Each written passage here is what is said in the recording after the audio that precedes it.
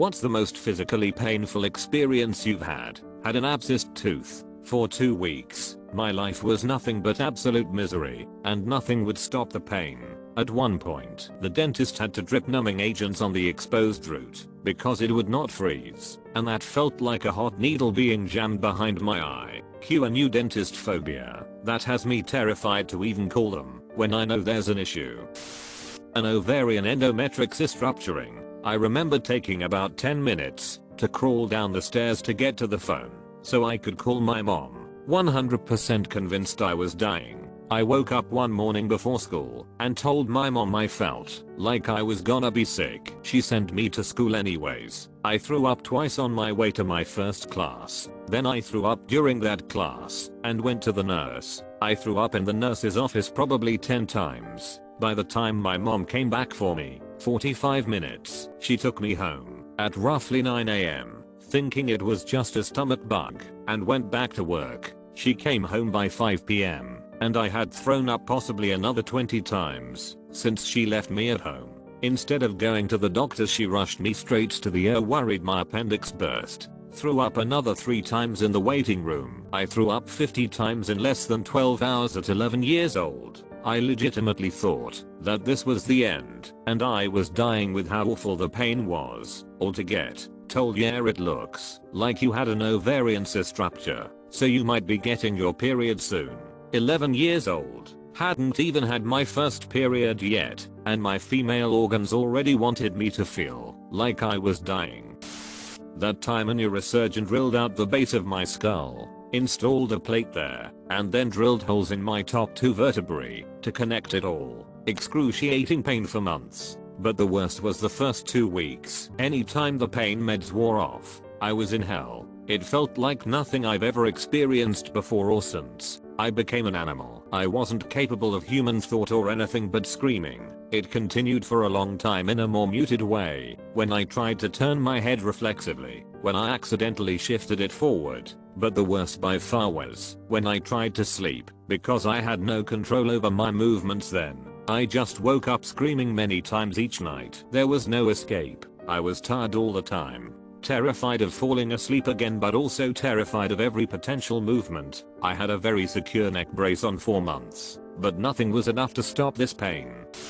When I was a kid, I was severely ill with a virus, which led to extreme dehydration. At one stage I couldn't hold down food or water for days. I frequently woke up with severe abdominal cramps, but one night I woke up and thought my head was splitting open with the worst migraine of my life. I was in so much pain that I couldn't stand or see. I just curled up and begged for the pain to stop. My father carried me to the doctors and my mother sat with me while the doctor told them it was just a virus and it will pass. The doctor had been saying this for nearly 2 months. My mother snapped and demanded the doctor to at least examine me and not dismiss me. The doctor quickly concluded my appendix had burst and to bring me to ER. The second my father carried me into ER, the nurse just took me to the back and I was rushed to Acute.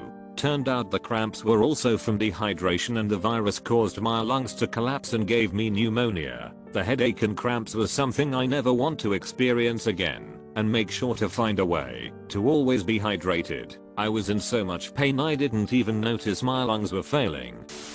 Shattered my ankle getting hit by a car while walking. That wasn't the most painful part. Went to hospital to set it. Cool. Was transferred to another hospital after a couple days closer to home. They took x-rays and realized the set was not good, so they had to re-break my ankle and set it correctly. That part hurt the most. I have cluster headaches. When it gets very bad, I legit think about jumping out of the window. It's like someone stabbing your head with a glowing hot knife, and the best part is that you cannot really do something about it.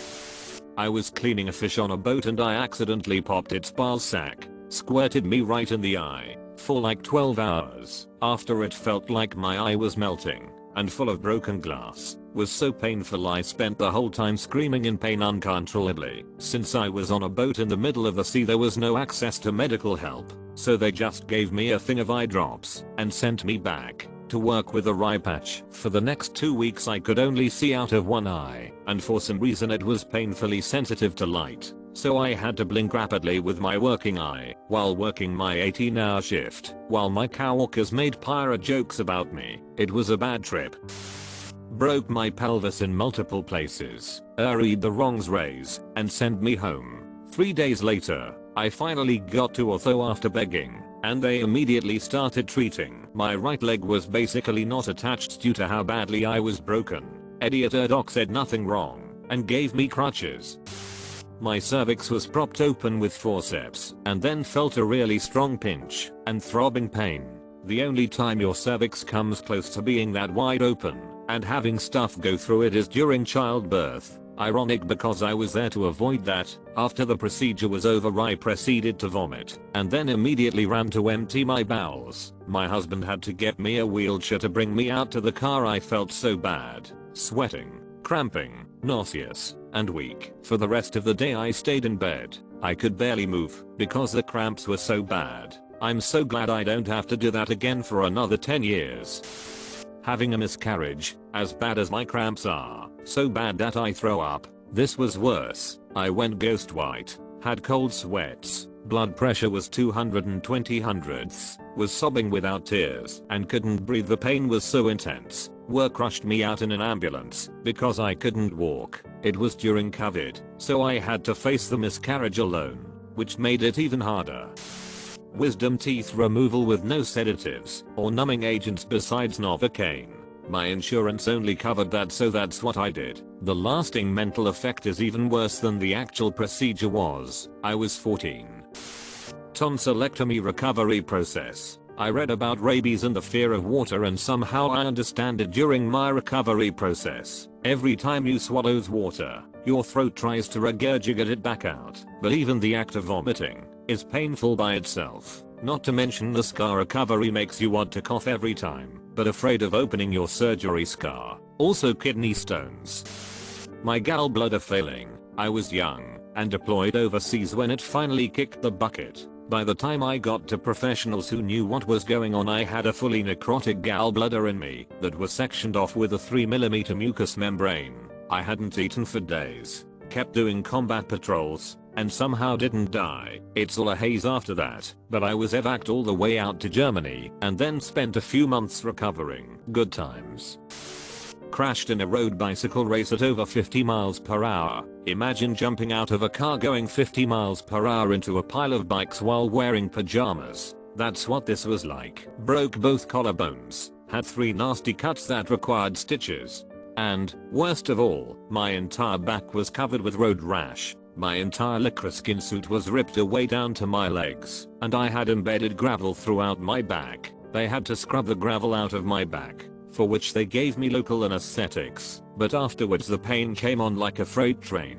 Dull, burning ache all day. I had to wear second skin bandages for about 10 days that bubbled up with pus and needed to be drained. My collarbone sent shooting pain every time I was slightly jarred. Breathing hurt. Taking a shower was murder. I couldn't sleep on my back because it hurt too much. I couldn't sleep on my sides because my collarbones were broken. I had finals for my junior year in high school in the middle of this, and I could barely lift my arms to take the tests. Stabbed myself in the eye with a tree branch which etched what they described as a bat symbol into my cornea, then had recurrent corneal erosion for 18 months. So think of the worst eye pain imaginable, then repeat daily. It was brutal. Wife accidentally rolled the automatic car window of her second generation Prius up on my thumb, snapping the bone between my last knuckle and the fingernail. This happened to be the year model before the safety mechanism was added. Honestly, worse pain than either of my 2 intestinal blockages due to Crohn's and the preceding surgery. I've decided that, if I'm ever subject to torture and threatened with finger breakage, I'll instead sing like a canary. Had shingles. Didn't go to the doctor until it looked like leprosy. The instant the doctor seen it, he said, "Wow, you must love pain." The next year had a broken ankle playing baseball. While being wheeled into emergency room by my nephew, he rammed my extended leg into the door jamb. I think my eyes rolled back on my head with a mini blackout. I couldn't even cry. Cleaning gums of infection after wisdom teeth removed. It was just starting to show infection and they wanted to make sure it didn't get worse. So they took a surgical spoon and scraped my gums like a dirty grill. My legs spasmed. They numbed it, but it still was quite intense. I had an infection after a major surgery, so they had to put a drain in. They were putting it in on my lower back just above my right butt cheek, and it was the worst pain I have ever felt in my entire life. It felt like they were shoving giant nails through me trying to nail me to the table. It wasn't just one poke either. I swear that doctor was a sadist. I got a horrible case of fungal jock itch from the dorm showers in college. I've handled athletes for plenty of times before, but the creases and folds of a scrotum are much harder to treat. The situation quickly devolved to where even topical antifungals were no longer effective, and I was developing open sores on my scrotum.